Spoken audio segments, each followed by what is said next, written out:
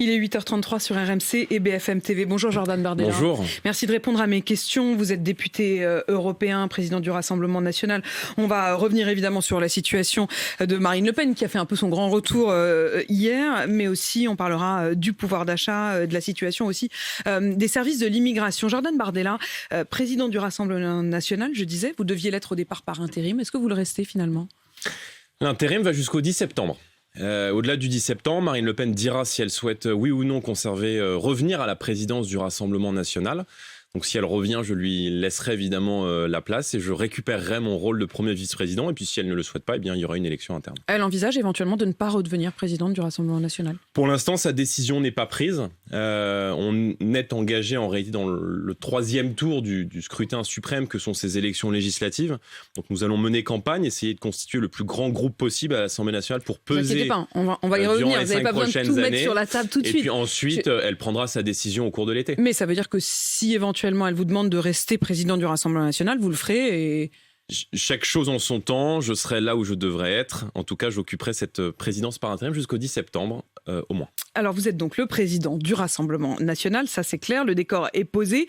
Vous disiez, on est engagé dans ce troisième tour. Vous avez mis du temps quand même à rentrer dans cette bataille des législatives. En tout cas, Marine Le Pen s'est octroyé en quelque sorte le luxe de prendre 2 semaines. Est-ce que vous n'avez pas, après avoir perdu la bataille de la présidentielle, perdu la bataille de cette place de premier opposant à Emmanuel Macron ? C'est Jean-Luc Mélenchon qui a gagné la bataille. Non, je crois pas du tout. Je pense qu'il y a une fable autour de Jean-Luc Mélenchon parce que ça fait un peu vendre, parce qu'on sort du scénario de l'élection présidentielle qui a opposé Emmanuel Macron à Marine Le Pen. Mais les Français ont placé le Rassemblement national et Marine Le Pen au second tour de l'élection présidentielle. Ce qui veut donc dire que nous sommes aujourd'hui la première force d'opposition à Emmanuel Macron, que nous allons l'être pendant 5 ans.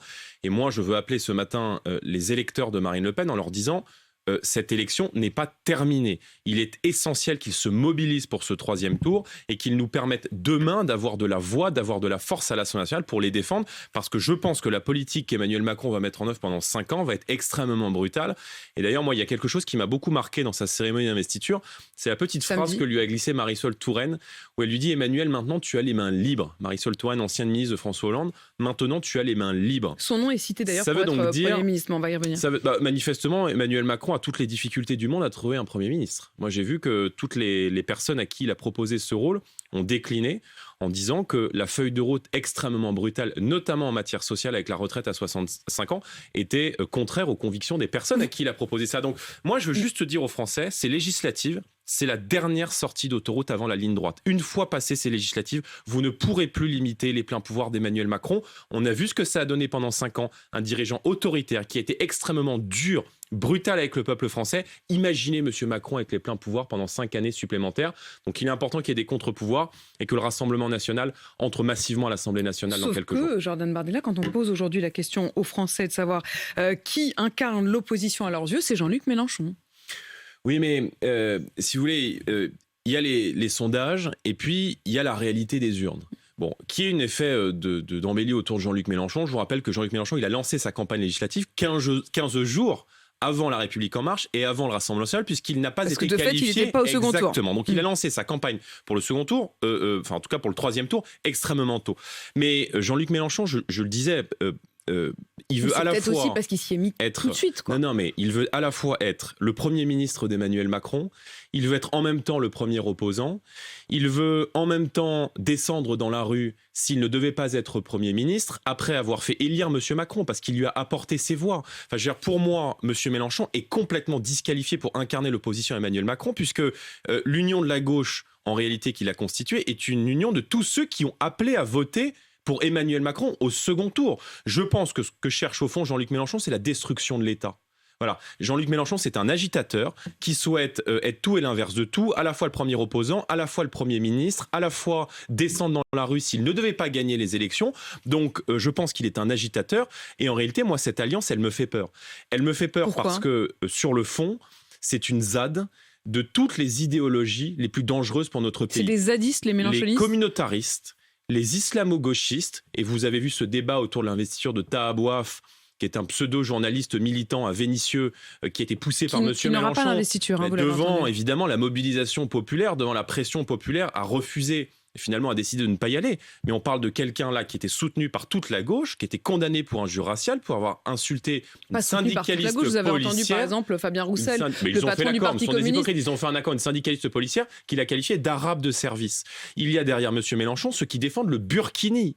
Donc il y a derrière eux toute une mouvance anti-flics, islamo-gauchistes, qui veulent le désarmement de la police, qui rejettent la valeur travail, qui veulent plus d'immigration, plus d'imposition, qui veulent prendre tout à tous les gens qui travaillent. Donc c'est une alliance qui est extrêmement dangereuse pour le pays. Et moi je dis au peuple français, face à la vague macroniste et face à la vague rouge qui pourrait venir, vous avez une responsabilité, celle de défendre vos convictions et d'aller voter pour permettre à l'Assemblée d'être vraiment nationale et de donner de la voix à la première force d'opposition que nous sommes. Quand on vous entend qui tout d'un coup, oui, alors là, vous sonnez carrément la charge contre Jean-Luc Mélenchon, mais finalement, est-ce qu'il n'est pas en train de gagner ce dont il a parlé pendant toute sa campagne, c'est-à-dire la fable de la tortue, du lièvre et de la tortue? Au fond, vous pouvez dire encore, bah oui, mais nous, on est arrivé deuxième, on a couru plus vite, sauf que lui, tortue sagace, comme il dit, il a fait petit à petit, et aujourd'hui, il a fait notamment cet accord avec le reste de la gauche que vous avez été incapable de faire avec ceux qui vous proposaient de devenir vos alliés. C'est-à-dire ? C'est-à-dire le rassemblement d'Éric Zemmour qui vous dit, même Marion Maréchal avec qui vous avez longtemps travaillé, vous ne vous êtes pas mis d'accord. Il y a une différence, si vous voulez, entre l'alliance de la gauche et une alliance entre des gens qui sont partis du Rassemblement national parce qu'ils nous reprochaient de parler trop de pouvoir d'achat, qu'ils nous parlaient trop de la retraite à 65 ans. Jean-Luc Mélenchon, il est parti du Parti socialiste et aujourd'hui il se met d'accord avec le Parti socialiste et ils se sont réconciliés. Vous avez raison, et c'est la raison pour laquelle, d'ailleurs ça fait un point commun entre M. Mélenchon et M. Macron, d'avoir appartenu pendant très longtemps tous deux un gouvernement socialiste. Je pense que M. Mélenchon et M. Macron sont les revers d'une même pièce. Je pense qu'ils appartiennent tous les deux au camp de ceux qui veulent déconstruire la France, de ceux qui sont des déconstructeurs aujourd'hui dans notre société. M. Macron veut livrer la France aux prédateurs d'en haut et transformer le pays en une salle de marché. Et M. Mélenchon, lui, veut transformer la France en un gigantesque squat et la livrer aux prédateurs d'en bas.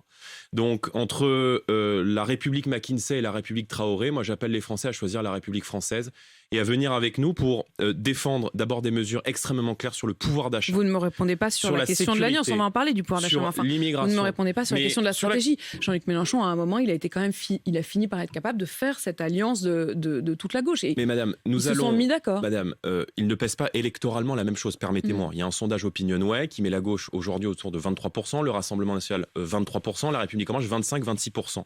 Donc la mobilisation aujourd'hui dépend des électeurs de Marine Le Pen qui peuvent permettre à leurs idées d'avoir de la voix et d'avoir de la force. Nous avons investi aujourd'hui à ce jour 570 candidats Rassemblement national partout en France, dans ces candidats Rassemblement national, parce que nous sommes attachés aussi à une forme d'union, d'unité nationale. Il y a des gens qui viennent du RN, il y a des gens qui ont eu un parcours aux Républicains, et puis il y a des gens qui ont à un moment donné été proches de Reconquête, d'Éric Zemmour, et qui ont bien vu, je pense à Pierre Meurin par exemple, qui va être investi dans le Gard, qui avait travaillé aux côtés d'Éric Zemmour, qui a lancé la campagne de Reconquête, et qui a vu que la stratégie d'Éric Zemmour menait à une impasse. Et pour vous répondre de manière très claire, Éric Zemmour, en ayant fait 7% à la présidentielle, ne sera en mesure de se qualifier dans aucune circonscription. Donc moi, j'appelle ces électeurs. On partage aujourd'hui cette inquiétude de la fin de la France. Cette inquiétude que dans les 50 prochaines années, l'enjeu des politiques publiques et de la vision que devra avoir le président sera de sauver notre pays et d'empêcher ce grand basculement démographique qui est en cours. Je leur dis, venez avec nous,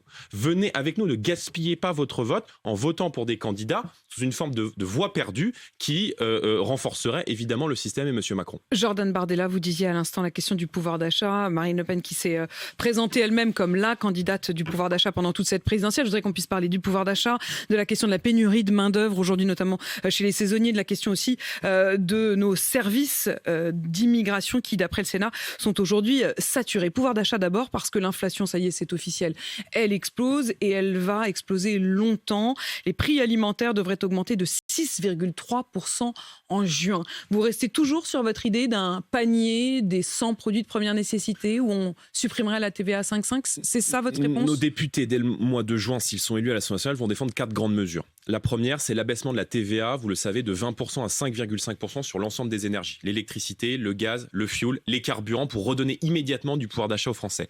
Deuxièmement, un panier de 100 produits de première nécessité, le riz, les pâtes, les produits hygiéniques pour les femmes, sur lesquels nous retirerons la TVA à partir du moment où la TVA qui aujourd'hui sur ces produits-là est à 5,5.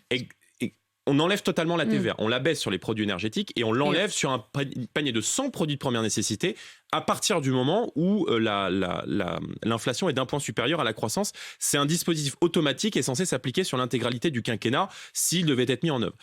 Troisièmement, on réindexe les pensions de retraite sur l'inflation. Moi, j'entends qu'Emmanuel Macron souhaite réindexer les pensions de retraite sur l'inflation. S'il devait proposer cette mesure, nous la voterons. Mais qui a désindexé les pensions de retraite de l'inflation depuis 5 ans? C'est Emmanuel Macron. Qui les a sous-indexés? C'est Emmanuel Macron. Donc c'est lui qui a fait... Mais c'est très important ce que vous venez de dire, Jordan Bardella. Vous dites on le votera. C'est-à-dire que, parce que vous avez commencé votre phrase en disant si nos députés sont élus, voilà ce qu'ils proposeront. Mais ils ne seront pas en mesure de le faire passer puisque, vous le dites vous-même et Marine Le Pen le reconnaît, Emmanuel Macron aura la majorité. Vous dites que quand Jean-Luc Mélenchon dit qu'il sera Premier ministre, c'est pratiquement du bluff, ou en tout cas, vous le savez, nous le savons tous. Ça n'est pas crédible, c'est ce que vous dites, mais est-ce que vous irez jusqu'à voter également ce que prévoit la majorité pour le coup, qui est un paquet pouvoir d'achat dans lequel il y aurait notamment ce chèque alimentaire de 50 à 60 euros par mois et par foyer? D'abord, on regardera le détail, mais s'il est question de réindexation des pensions de retraite, évidemment que, compte tenu de l'urgence, nous voterons ce dispositif d'urgence. Mais je veux juste rappeler qu'il est un peu simple de venir refaire ce qu'on a défait hier.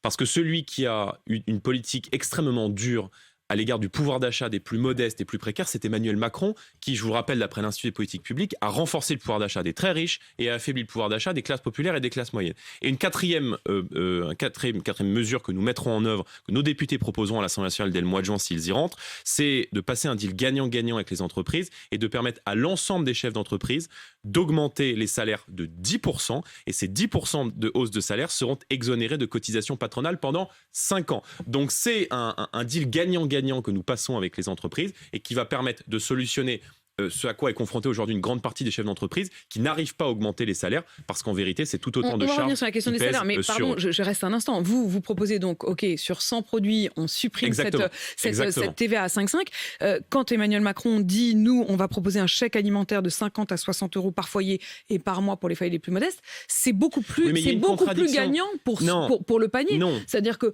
vous, si on fait 100 euros d'achat, on va gagner 5 euros. Non. Et tout le monde va gagner 5 euros. Alors que là, c'est 50 euros par mois. Mais vous avez bien compris que ce qu'on proposait, c'était pas une mesure, c'était un bouclier de mesures. Mais là où moi je suis extrêmement réticent avec la politique parce qu'il y aurait aussi la ristourne des 18 centimes qui serait prolongée, il y aurait aussi des aides à la pompe. Oui, mais restons sur cet exemple des chèques. En vérité, aujourd'hui, le gouvernement casse la jambe des Français en leur mettant 60% de taxes sur les carburants et veut ensuite leur offrir un chèque énergie, c'est-à-dire leur offrir une béquille. Donc il y a une contradiction là-dedans. Moi, sur le chèque énergie qui avait été donné à la fin de l'année dernière, il ne couvrait même pas la hausse des prix du gaz. Sur un an, les tarifs du gaz ont augmenté de 40%. C'est-à-dire qu'on est passé, une famille française qui se chauffe au gaz, c'était en moyenne 800 euros sur un an d'augmentation et 40% d'augmentation, on est passé à 1250 euros. Donc c'est pas les 50, 60 ou 100 euros qui permettent de couvrir ne serait-ce que la hausse des prix du gaz. Ce que je veux juste dire, c'est que nous avons été les seuls à porter cette préoccupation du pouvoir d'achat pendant la campagne présidentielle et que y a des millions de Français aujourd'hui qui vivent cette société à l'euro près, qui n'arrivent plus à remplir le plein de la voiture, qui n'arrivent plus à régler les factures de gaz et d'électricité. Tout le monde est d'accord, Jordan Bardella. Ce que je ne comprends pas, c'est pourquoi est-ce que c'est mathématique. Il suffit de prendre sa calculatrice. Vous proposez en gros de rendre 5 euros pour 100 euros d'achat, c'est tout simple, 5%, c'est quand on achète pour 100 euros. Ça fait gagner 30 euros par plein en moyenne. Voilà, alors que quand Emmanuel Macron dit on va donner un chèque alimentaire de 50 à 60 euros par famille et par mois, honnêtement, c'est beaucoup plus intéressant pour une famille modeste. 50 ou 60 euros quand vous avez la facture de gaz, mais ça n'est pas 50 ou 100 euros.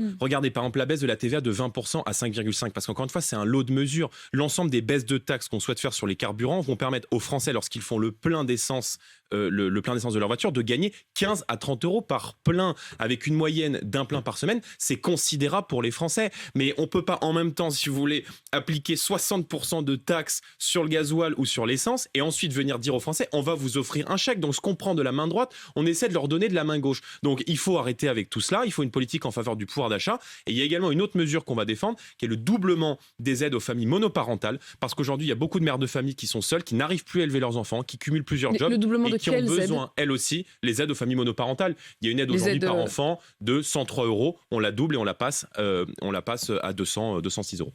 La question de la pénurie de main-d'œuvre, on en parlait ce matin sur RMC, mais tout le monde en parle, notamment du côté des économistes, parce qu'à la veille de la saison d'été, on se rend bien compte qu'il y a un certain nombre d'employeurs, notamment de l'hôtellerie-restauration, qui ne trouvent pas à embaucher. Il y a 270 000 postes qui restent vacants au moment où on se parle. Comment on fait ? Il y a plusieurs choses. D'abord, il faut permettre aux jeunes qui souhaitent occuper ces postes de pouvoir se loger. Et nous avons proposé notamment des primes d'aide au logement pour les travailleurs saisonniers dans le cadre du projet présidentiel, parce qu'on s'aperçoit aujourd'hui que les dépenses contraintes qui pèsent sur les saisonniers sont intenables. C'est-à-dire que vous avez des saisonniers qui vont travailler, qui vont travailler sur la Côte d'Azur par exemple, dans des restaurants, etc., et qui font passer la quasi-totalité du salaire dans leur logement et qui ne trouvent pas la possibilité de se loger. Donc il faut des aides au logement, et on avait notamment proposé ça dans le cadre du projet Alors présidentiel. ils disent aussi qu'ils sont obligés d'aller chercher du côté des seniors, alors ça vous disiez sur la question des petites retraites, qui veulent compléter leur retraite, mais aussi du côté des étrangers. Des accords ont été passés cette année entre l'hôtellerie-restauration et la Tunisie, notamment pour aller chercher des employeurs. Parce qu'eux, ils sont motivés pour aller bosser. Mais je préfère que nous fabriquions les futurs travailleurs français. Voilà, je veux dire, à partir du moment où... Mais c'est pas faute de leur proposer. Vous savez, nous, on défendait, et on défend, et on va continuer de le défendre pendant 5 ans, la priorité nationale. C'est-à-dire la possibilité donnée aux entreprises françaises d'embaucher en priorité des travailleurs français, parce que les Français n'ont qu'une maison et ont parfaitement le droit d'être prioritaires chez eux. Mais on n'est pas obtus sur ce sujet. Et là encore, on sait très bien que du jour au lendemain, on ne peut évidemment pas couper tout cela, et que donc ça doit prendre le temps. Mais ça on doit suffit pouvoir pas, s'organiser, en fait. et on doit pouvoir mettre des mécanismes incitatifs pour permettre aux chefs d'entreprise d'embaucher des travailleurs français. Et la priorité nationale, mais ils c'en en est trouvent un. pas. Mais le problème, ils en trouvent pas. Mais ils ne trouvent pas parce qu'il y a aussi une concurrence déloyale et que les salaires sont trop bas, madame. Et c'est la raison pour laquelle je vous dis qu'il faut augmenter les salaires. Parce que je vous donne un exemple très concret. Je suis député européen. Il y a aujourd'hui un dispositif européen que vous connaissez qui s'appelle la directive du travail détaché, qui permet à des entreprises françaises d'aller chercher des travailleurs en Europe de l'Est et de leur faire payer les charges, de les faire travailler en France et de leur faire payer les charges dans le pays d'origine. On arrive à la fin de ce système. C'est-à-dire à l'Est. Non, on n'arrive pas à la fin de ce système. Emmanuel Macron avait promis de réformer, on ne sait jamais ce que ça veut dire, de réformer la directive du travail détaché. Zéro. Rien n'a été fait en la matière. Il y a, je crois, 200 ou 250 000, je ne veux pas dire de bêtises, contrats de travail détaché en France, et c'est de la concurrence déloyale. Et à partir du moment où, dans un département, par exemple dans le BTP, une seule entreprise, a recours à du travail détaché, toutes les autres entreprises de la région sont obligées de s'aligner, sinon elles ne sont plus compétitives. Donc il faut faire le patriotisme économique, il faut mettre en place des mécanismes incitatifs, et puis il faut surtout arrêter la concurrence internationale déloyale et évidemment augmenter les salaires. Et je pense que cette mesure de hausse de 10% répond en partie, c'est en tout cas un mécanisme incitatif qui répond en partie. Le Sénat alerte ce matin sur la question de la gestion de l'immigration. Son rapport est assez accablant. Le rapport, il s'appelle « Service de l'État et immigration, retrouver sens et efficacité ». Il parle d'une organisation administrative en très grande difficulté. Ils décrivent des services sous-dotés en personnel, obstrués à tous les niveaux pour les demandes de titres de séjour, et notamment une question de services informatiques saturés avec un trafic de prise de rendez-vous, parce qu'il n'y a pas suffisamment de rendez-vous possibles qui sont donnés. Est-ce que vous embaucherez pour les services de l'immigration en France? Non, mais le problème, pas tant que l'État soit sous-doté pour gérer l'immigration. Le problème, c'est que la France est surdotée en immigrés. Et que l'immigration est devenue aujourd'hui dans notre pays hors de contrôle. Emmanuel Macron a battu tous les records d'immigration. Et ça, c'est aussi le bilan du ministre de l'Intérieur. 900 000 clandestins qui sont sur notre territoire et qui ne sont pas expulsés. Donc notre pays est devenu un guichet social pour la terre entière. Oui, mais des gens qui viennent de partout, pour bénéficier de prestations sociales, pour bénéficier de l'aide médicale d'État et notamment des soins gratuits. Donc il faut couper l'ensemble des pompes aspirantes. Mais ça aussi, c'est l'enjeu des élections législatives. Je veux dire, si vous élisez, si vous faites confiance à la vague macroniste ou à la vague rouge, vous allez continuer de voir notre pays submergé. Si vous faites confiance aux députés du Rassemblement national, ils proposeront la priorité nationale. Ils proposeront l'expulsion beaucoup plus ferme et beaucoup plus rapide des clandestins. Ils proposeront de mettre fin à l'acquisition automatique de la nationalité. Ils mettront fin ils proposeront de délocaliser le traitement de l'asile dans les pays de départ et non plus sur le territoire national, puisqu'on sait que l'asile a été dévoyé et que c'est devenu une filière d'immigration à part entière. La vérité, c'est que nous sommes les seuls qui sommes capables de remettre de l'ordre dans le pays, de remettre de l'ordre dans la politique migratoire. Et je pense que 5 ans de Macron, c'est 5 ans de désordre en plus pour Et la vous France. dites que pour cela, il faudra faire confiance aux députés du Rassemblement national, sauf que quand on regarde notamment Mélanie Fortier, qui est une de vos candidates, qui a été interrogée sur France 3 et qui était incapable de répondre à la question au Rassemblement national, quelle est votre politique en matière de service public? C'est quand même pas une question piège. Bug blanc. Madame de Malherbe, Mélanie Fortier a 22 ans. Mais vous êtes très jeune aussi. C'est sa première intervention télé. Et je pense que vous pouvez lui faire grâce de cela. On a tous eu dans nos premières émissions de télé. Les gens ne se rendent pas compte à quel point c'est parfois un peu impressionnant d'arriver à la télévision. Nous, on a l'habitude et on le fait un peu sans y penser, mais c'est parfois un peu impressionnant quand vous commencez. Et quand c'est votre première télé que vous commencez, je pense qu'il faut être un peu indulgent, ce qui n'enlève rien à ses convictions et au fait que c'est une étudiante qui milite beaucoup et qui est fière de défendre ses concitoyens tous les jours à la région Bourgogne-Franche-Comté. Et donc elle sera candidate. Et elle sera candidate parce que national. Nous donnons aussi notre chance à la jeunesse. Je pense en être peut-être l'exemple au Rassemblement national, que nous avons toujours misé sur la jeunesse. Nous allons continuer de le faire et que nous voulons faire aussi émerger une nouvelle élite et faire entrer le peuple à l'Assemblée nationale. Je pense que c'est peut-être ce qui manque à notre pays. Jordan Bardella, député européen, président donc du Rassemblement national, au moins jusqu'en septembre. Merci d'avoir répondu Merci à vous. à mes questions. 8h53 sur RMC BFM TV.